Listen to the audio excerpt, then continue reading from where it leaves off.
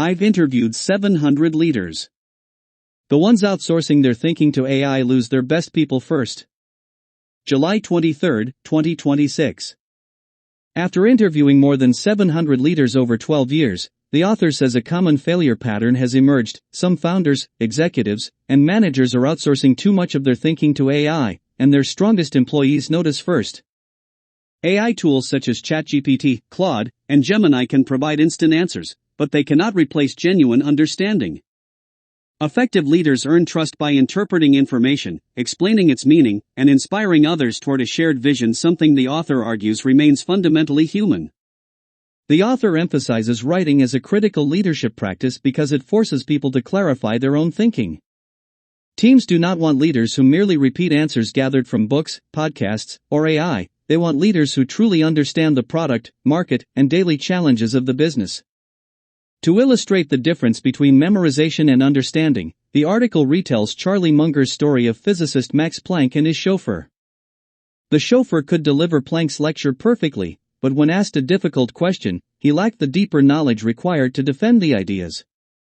Munger called this distinction Planck knowledge versus chauffeur knowledge. The author says this problem appears in organizations when leaders rely heavily on AI-generated speeches and emails. In one example, employees quickly sensed that a CEO's communications no longer sounded authentic. They began ignoring emails and disengaging during town halls, and confidence in the leader and the company's future declined because the CEO seemed unwilling to think deeply about the organization's direction.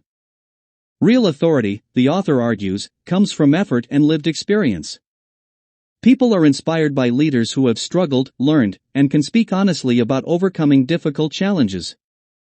The article also cites writer David Sedaris, who preferred going to the post office himself rather than delegating the task, because the experience itself had value. The broader lesson is that excessive shortcuts remove the friction through which people learn and grow. By outsourcing thinking to AI, individuals risk losing opportunities for experiential learning and becoming less capable of dealing with the messy realities of human relationships. As AI makes chauffeur knowledge widely available, the author believes people will increasingly follow leaders who have done the work to truly understand.